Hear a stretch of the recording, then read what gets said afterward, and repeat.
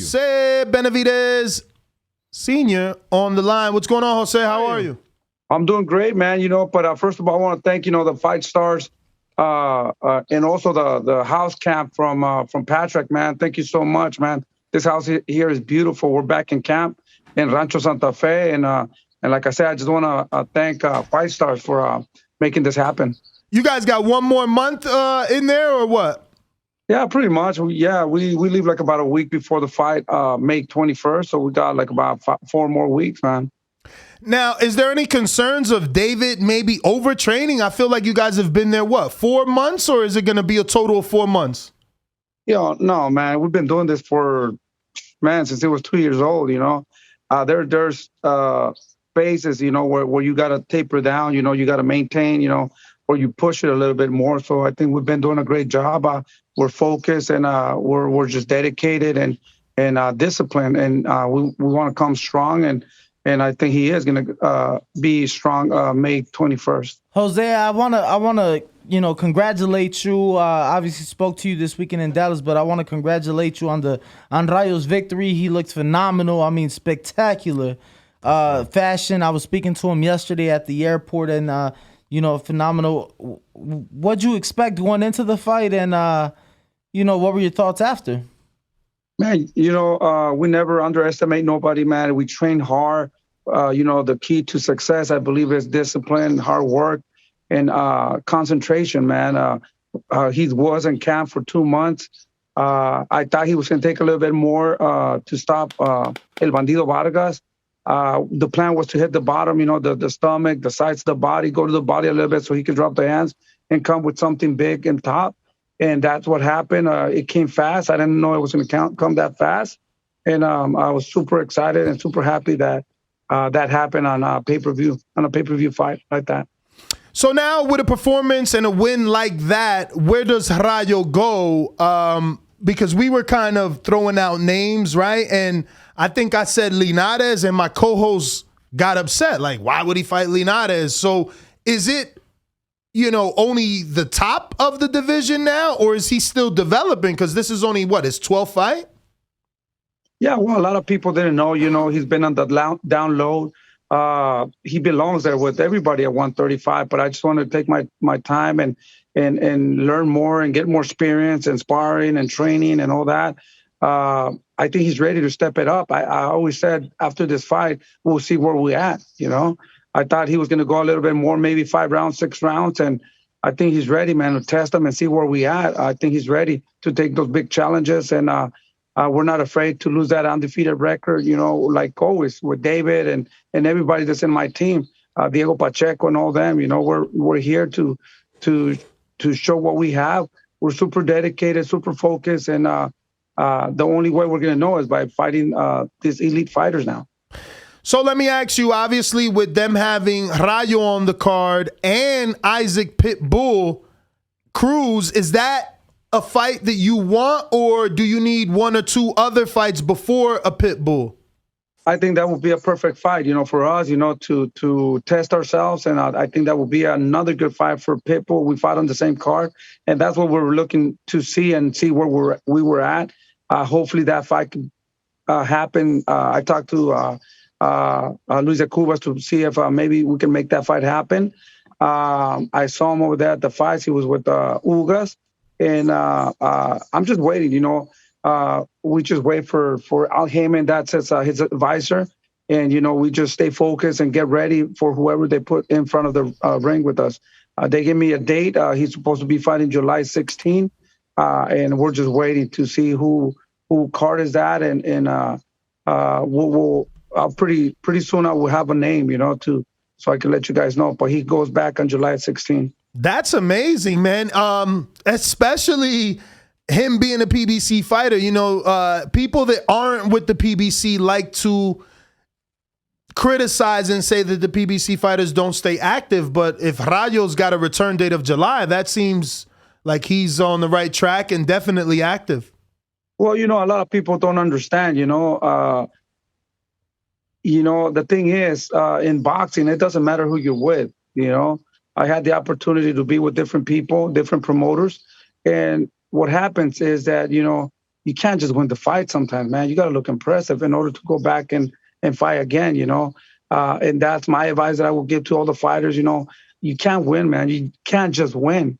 You have to look impressive in order to be active. Otherwise, if you for some reason, you did win a fight, but you kind of didn't look that good. You have to go back and see and and take a little break just to get back in there and look a little bit better. But when you look impressive, believe me, you are going to be active. So are you saying that you're not 100% sure if the return date of July would have been there had he not got the knockout? No, for sure. That's what I was thinking. We have to look impressive in order to get another fight and get back in there again. That it did. And even though if he wouldn't look good, I would even, sit him down for a little bit and work on some things that we had to work on, So that's the thing, he didn't get injured, he was fast, so he's ready to go again. When did you guys get the date? Because like I said, when I spoke to Rayo yesterday, he actually told me, he's like, yeah, I'm going home for 2 weeks, but I'm, right back in the gym after that. Did you guys get it right after the victory on Saturday? Yeah, we're having dinner after the fight, and I told Rayo, so listen, I'm going to give you 2 weeks, go have fun and relax and rest. And come back as soon as those 2 weeks are done. You're going to have to come back. I know something's coming. We're going to go back at it. Either way, he has to come back. I don't really let my fighters take a lot of time. We just got to maintain and wait and see what happens. In between that, maybe I could give them a little break again if they don't have nothing going on. But they still got to learn, bro. I don't understand these fighters, man, that, some fighters, they only train when they have a fight. I don't do that, man. We just stay back and track and maintain, and just in case something happens in life, you have a lot of opportunities, man. And when people say, oh, he only had 2 weeks to train, 3 weeks, that's your fault, man. You got to come back and go back to work. It's a job, that you have to do. So he is going to take 2 weeks. And as soon as I got here yesterday, and as soon as I got here, I got a phone call and they said that he's back on July 16, and I tried to call him, but he was in the plane. So I talked to his mother, so he didn't know when he was in the airport that he has another fight coming up. Okay. So, Jose, man, I need to ask what happened yesterday. Obviously, it's Saturday. the talk. Yeah, Saturday. It is the talk of the town. I can see you in numerous videos saying, let's make the fight. So it's not like you were antagonizing Jamal to actually fight in the stadium. But what happened? What can you tell us from your end? Because there's many different videos, but obviously the audio is different in all of them. Yeah, what happened was, I was watching the fights and I was sitting down and, I was turning a little bit to the side. There was a woman sitting next to me. So the Charlo, was apologizing to that girl for something that they did or something. So, I just happened to turn around. I'm like, oh, shit, hey, that's Charlo. So, I looked at him. He looked at me, and he just started talking a lot of shit. He said, oh, yeah, you're always talking shit and this and that. And I'm like, dude, I think you should just leave, bro. Just get away, bro. And then he got mad. He just started talking a lot of shit. So I stand up, and so I told him, so what the fuck, let's make this fight happen. If you really want to fight, let's make that fight inside the ring. There's no need for this shit right here. And he just started getting louder, and he started walking back. And as he was walking back, he just started getting super loud. So somebody grabbed him, and then that's when he wanted to fight. Kind of like. So I think these guys, man, these guys are like Chihuahuas. They just bark, and at the end of the day, they don't do anything, man. I mean, I don't understand. Let's make this fight happen. I've been asking for this fight. So it's an easy fight to make. They just have to agree to the fight. So I just don't understand, man. These guys are just a lot of talk, man, and they don't want to face David. So why do you think he's willing to do whatever he did at the arena, but he's not willing to sit down to negotiate? Well, yeah, those are the Charlo brothers. That's what they do. They just talk a lot of shit, man. But when it comes time to negotiate and make the fights happen, they say that they're the lions, they're they're the best, they're this, they're that, but they just don't want to make the fight happen. I don't understand. It's a fight that he needs. It's a fight that we need. I mean, why not make it happen? It's a fight that the people want to see. I just don't. I don't know, man. I don't know what to tell you about that. The only thing that I can tell you is let's make the fight happen. If we can make it today, we can make it tomorrow. We're ready. We're ready to go. Now, how sure are you that there have been offers or conversations for a potential fight between your son and Jermall Charlo? Because Keith Thurman believes that there was never an offer on the table for him to fight Errol Spence. But here we are 3 years removed, and Errol Spence hates Keith Thurman. He feels like you never gave me an opportunity, so you're corny. I'm never going to fight you. How sure are you that there has been someone communicating with a Charlo about a potential fight with your son? Well, I'm super sure because I even reach up to him, in his Instagram. I talked to his trainer, and I try to do it as much as I can to make that fight. So many talks. Wait. You talked to Ronnie Shields personally. Yes, and he can confirm it also. We had a little bit of a not a little fight over the somebody called him on we were doing an interview and somebody called him and he answered, so they put him in there and he said that he's just the trainer, he doesn't make those decisions. That was on this show. Oh, was it? Yeah. Remember? And he said that this and that, so I mean I reach out to him, he's a trainer, so I mean they don't want to fight. They said that David, you remember then he said that David has nothing to offer, Yeah. So I mean, that's another thing that he said yesterday or Saturday in an interview. He said, get a belt. He wants David to get a belt. In your opinion, knowing the politics of this sport, knowing, how important titles are, do you think that the interim title that people believe David Benavidez will win versus Lemieux is enough of a title for Charlo to finally make the fight? Well, it doesn't matter right now these days, titles don't matter anymore, That's a good fight, But I think why not fight for the interim title, I mean, I don't know what Canelo's going to do. I don't know if he's going to stay at 175. He'll leave all those belts there and everything will be open. Why not? You get a closer and closer to get those belts. See, if Charlo beats David, he fights Canelo. Of course, I think that's closer than ever. So why not do it? I like I said, but either or, if there's belts or no belts, I think he will look super good if he beats David there at 168, So Jose, I'm curious, do you believe, regardless of conversation, do you believe, and after this weekend, do you believe that Jermall truly wants that fight next? Obviously, you have a fight at hand. He has a fight at hand. It doesn't matter. It doesn't matter if we have a fight or not. David's only 25 years old. Let's make that fight happen. Let's set up a day for September, December, whatever the outcome is. We're not going to stop regardless what happened on the 21st of May. We're still going to continue. I'm pretty sure David's going to come victorious. Let's make that fight happen. Let's sketch it. Put that fight in the schedule, And why not make it? It doesn't matter what happened. I'm super positive that David's going to win. We're not underestimating David Lemieux. He's a hard hitter, But we're focused. We're super dedicated, and we're ready. We're ready to go on the 21st. So why not have another day? Like I said, it doesn't matter whatever happens. Let's make it happen. The reason I asked that question and I brought that question up because while the back and forth with Jermall happened on Saturday, yesterday Jermall had a face-off with Anthony Derrell, and he posted it on his Instagram. And obviously that could be a fight that he could choose to go to next. I mean, Derrell just got done having a spectacular knockout against Marcos Hernandez. David's already fought him.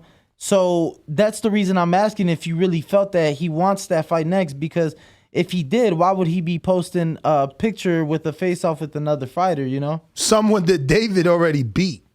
Yeah, of course. That doesn't even tell me anything, or it doesn't even excite me, to see that fight with Derrell. I like Derrell. He's a good fighter. Everybody wants to fight Derrell. Caleb Plant wants to fight Derrell. Now the Charlo wants to fight Derrell. Why don't you guys want to fight David? Let's go. Like I said, I mean, all that talk that Caleb Plant's doing, and all the talk that the Charlo's doing, you know, why not make that fight? No, absolutely. And I mean, you know, Derrell, although regardless of what people say, only 2 defeats, David was the only person to stop him.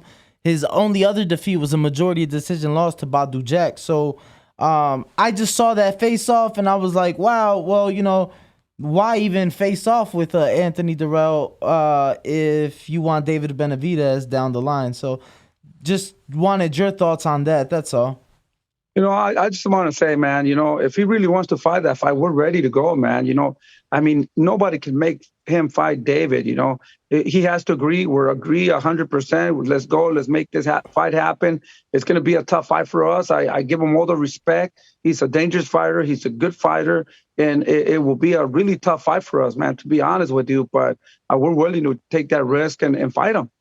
Do you think that, because I heard you say September, November, December, is that not a fight that should try to take one of those Mexican holidays, Cinco de Mayo or September for independence? Or you think this is a big enough fight to do it on any day? We'll kick his ass on any day, bro. Whatever day it is, you know. It doesn't matter, you know.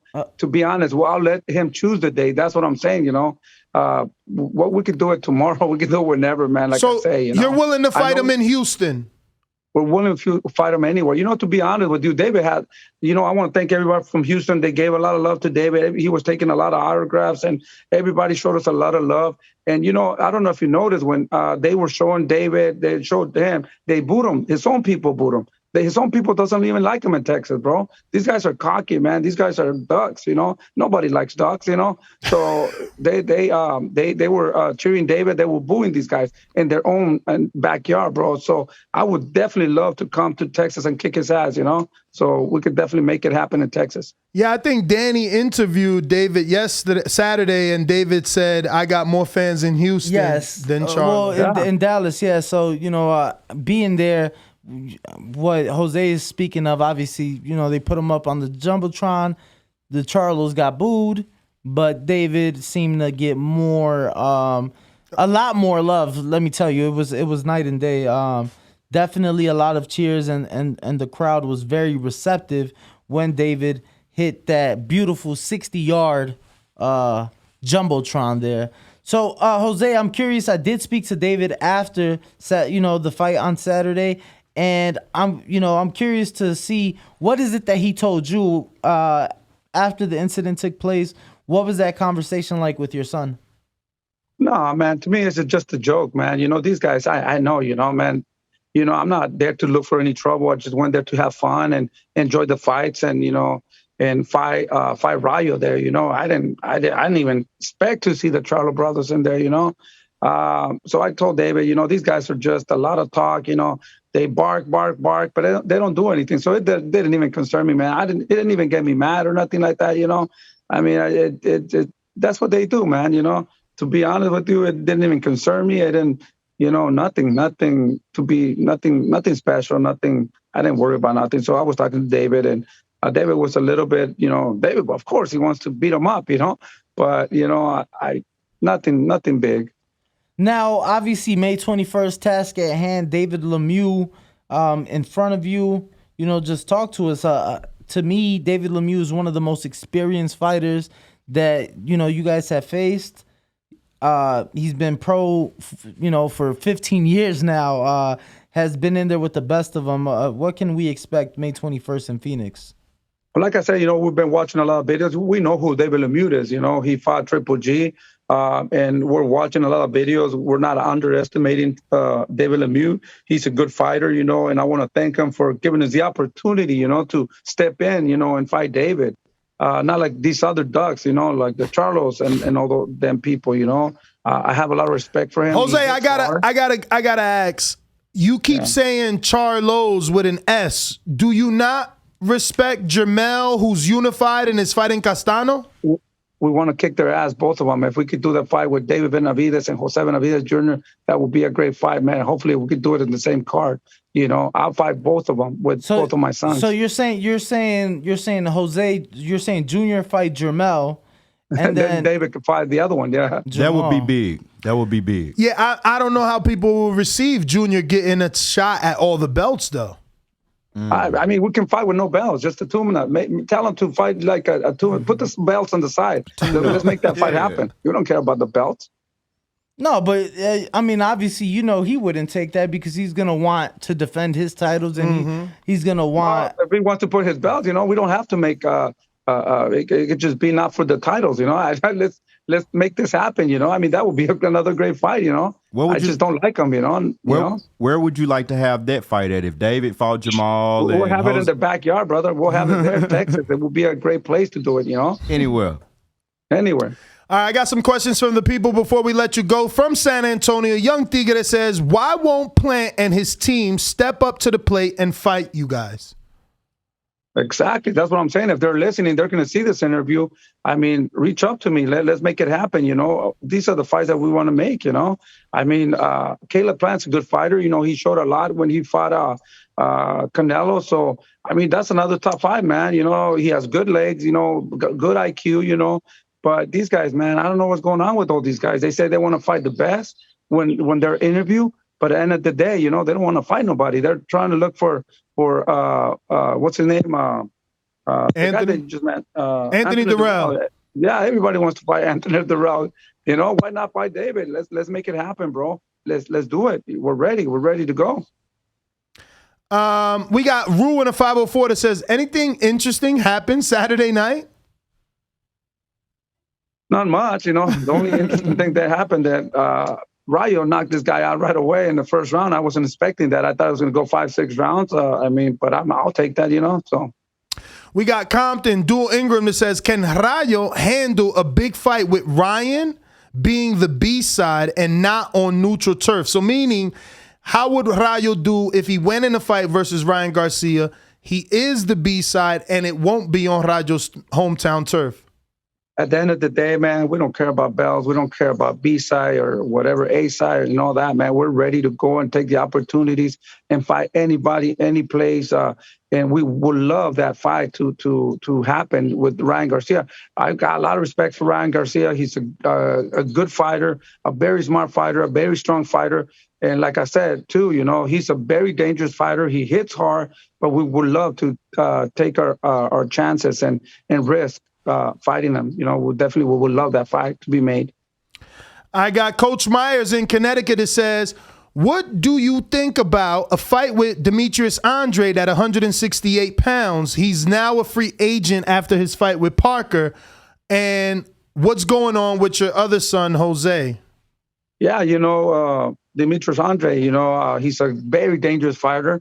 Nobody wants to fight him because he's very slick. He moves around and he makes fights very, very uncomfortable and a little bit hard. I've been speaking to his father, and we're trying to make that fight. And hopefully, that could happen also once he's a free agent. And that's another fight that we'd love to make. And a big shout out to his father, good people. Now, Jose, salute to you for actually trying to make the fight happen. I just wanted to give you applause for absolutely that, for staying in good communication. I actually want to dig deeper on that because if you're talking to the father, did you already speak to anyone with authority, with power in PBC? Because it seems like Andrade ruffled some feathers on the PBC side when he was supposed to fight Jermell Charlo. So, even if you and the father make an agreement, can you get that fight on television with the PBC because of Andrade's history? At the end of the day, Al Haymon is our advisor, and he's the one that makes everything happen. I'm just trying, to get along with everybody, and let them know that we agree 100% to make these fights. But at the end of the day, Al Haymon is the advisor. He's the one that makes everything happen. We trust him 100%. But at the end of the day, I got to come up with something. I got to maybe reach out to these guys and make them agree to the fight. And then, Al Haymon would take over from there. Yeah, man. Closed mouth doesn't get fed. We love it. We got S.A. who says, if Charlo does not come up to 168 pounds, what is the possibility David goes down to 160 to F him up? Doesn't make sense, but would love to see the fight happen. There's no way. there's no way we could even do a catch weight, bro. To be honest with you, 160. You know, we struggle a little bit, not too much. We feel comfortable. There's no way we could go under the 168 pounds, man. As a matter of fact, you know, we're now thinking about having a fight at 175, see what's up there, and jump back 175, 168, whatever. We'll fight anybody at 175. We'll fight anybody at 168. So nobody wants to fight at 168. So we'll make a jump at 175, and hopefully, maybe, I don't know, we could probably do it the next fight or whatever. See how things start going with all these fighters. If they want to fight, we'll stay. If not, we'll just make a little jump and then come back. Jose, I gotta ask, because it came up with Canelo, right? The sport of boxing, it almost seems like it's, you know, the sport of the unthinkable. But since we are talking about going up in weight, have you ever considered cruiserweight? I mean, the WBC. To be honest, no. To be honest, right now, you know, no, you know, that hasn't even crossed my mind. You know, like I said, we'll go up to 175 and see, you know, what's going on there. But if we have to, you know, I mean, that's even better. You know, one cruiserweight. You know, I mean, David's only 25 years old. You know, and he's getting stronger and more solid. So. But no, I'm not. We're not even thinking about that right now. Okay. Jose, did you see the interview with Ellie Setback and both Charlo brothers? It looked like they were in the 10 Goosen gym, and Jermell was basically saying that Benavidez should be fighting at cruiserweight. He also mentioned it on the Brian Custer podcast. I'm sure you've seen that one, where he said Benavidez, you know, he's fighting in a division he doesn't belong. He's like, move up, bro. I got you. You know, you should be at cruiserweight. You know, you're struggling to get down. What's your thoughts on Jermell, Charlo, believing your son's a cruiserweight? I mean, I don't know what to tell you about that, man. They can say whatever they want. You know, like I said, you know, they talk and talk and talk, you know. First, he said that, you know, he wouldn't fight David because he wasn't vaccinated. He would not fight somebody under 24, you know. Now he says that he's a bully. He should be fighting at a bigger weight, you know. I mean, I don't know. The other one is get a belt. He also told you to get a belt. Yeah, get a belt. Then he doesn't have nothing to offer. Man, this guy is just crazy, bro. He's just running around, man. You know, he's scared. He's scared. That's what he is. You know, he's scared to fight David. You know, so I think he should just shut up and don't say anything, so his name is not brought up and people will leave him alone. Now, in boxing, people normally say, "Look, man, these fighters are not scared. They'll fight each other. Just put the money in front of them." Are you saying you believe he's really afraid? Well, of course he is, you know, because there is a lot of money. This fight could be a pay-per-view fight. He don't care about the money. He just wants to fight anybody else but David. I don't think he's scared of anybody else but Dave. He's terrified with David, you know, and that's why he's just talking a lot of shit, you know, because he's scared. That's what it is. You know, he's scared, and it doesn't matter how much money he gets paid. He knows he's going to get knocked out. Justin Gonzalez in Wisconsin says, have you noticed the stance in mental health from when you were beginning boxing till today when your son boxes, working on mental health series? He's working on a mental health series. So have you noticed any changes in mental health since when you first started boxing and until now, present date? Well, yeah, of course. You know, I mean, the thing is, you know, I think mentally, you know, when they're starting, you know, they're young, you know, and they mature, and we've been working with a lot of people also that can help them develop that brain and think a little bit better and work on the IQ. So I think, of course, he's since we started, he became a professional. He's better than what he was. We got James Valdez in San Antonio, Texas, who says, if you could speak with a father trainer from the past or the present, who would it be and why that person? Oh, man, you know, I would definitely, yeah. And I do. Every time I see somebody, you know, one of the persons I look up to is Danny Garcia's father, you know, and Tito Trinidad's father. And I mean, yeah, of course, you know, these guys, I would ask so many questions because, you know, at the end of the day, I think it will help now. I'm active now. And I know Danny Garcia is still active, but I think I could learn a lot from them.